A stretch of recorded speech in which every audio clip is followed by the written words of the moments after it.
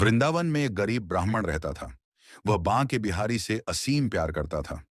वह बांके बिहारी का इतना दीवाना था कि सुबह शाम जब तक वह मंदिर ना जाए, उसे किसी भी काम में मन नहीं लगता था। मंदिर में जब भी भंडारा होता, वह प्रमुख रूप से भाग लेता। एक दिन ब्राह्मण की बेटी की शादी तय हो गई, और जिस दिन ब्राह्मण की बेटी की शादी तय हुई, उसी दिन ब्राह्मण की बांके बिहारी के मंदिर में भी ड्यूटी लग गई। ब्राह्मण परेशान हो गया कि वह करे तो क्या करे। बेटी की शादी भी जरूरी है, और बांके बिहारी की आज्ञा भी ठुकरा नहीं सकता। ब्राह्मण ने सोचा कि अगर यह बात वह अपनी पत्नी से बताएगा तो उसकी पत्नी नाराज हो जाएगी। वह कहेगी कि कोई क्या अपनी बेटी की शादी भी छोड़ता है। एक दिन अगर तुम भंडारे में नहीं जाओगे तो भंडारा रुक नहीं जाएगा। कोई और संभाल लेगा, लेकिन बेटी की शादी दोबारा तो नहीं होगी। ब्राह्मण परेशान हो गया था। वह जानता था कि कुछ भी हो जाएगा, उसकी पत्नी उसे भंडारे में जाने नहीं देगी। लेकिन उसका मन नहीं मान रहा था। वह अपने बांके बिहारी से नजरें नहीं चुरा सकता था।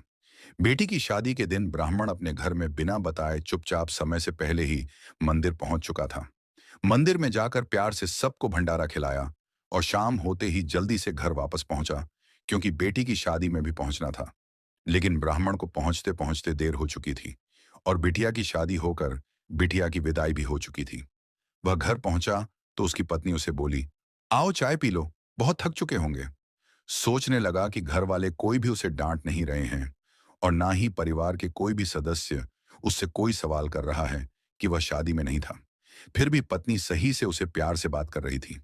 ब्राह्मण ने भी सोचा, छोड़ो, क्या गड़े मुर्दे उखाड़ना है, जो हो गया सो हो गया। सब प्रभु की इच्छा है। पत्नी अगर प्यार से बात कर रही है, इससे अच्छी बात क्या है।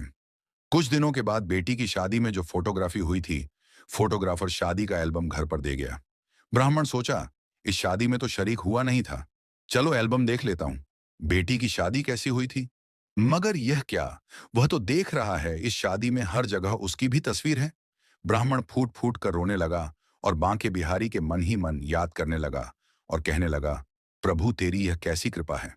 अगले दिन बांके बिहारी के मंदिर गया, और मंदिर में जाकर खूब रोया, और बांके बिहारी से कहने लगा, चाहे कुछ भी हो जाए, अब मैं तुम्हारा नियमित सेवा करता रहूंगा। मैं मान गया कि जो भगवान में भक्ति करता है, भगवान उसे कभी भी अकेला नहीं छोड़ते हैं, बल्कि हर जगह बांके बिहारी खड़े हो जाते हैं।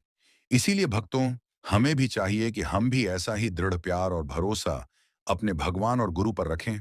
भगवान हमें कभी भी गलत नहीं करने देते। जय हो ठाकुर बांके बिहारी लाल जी की।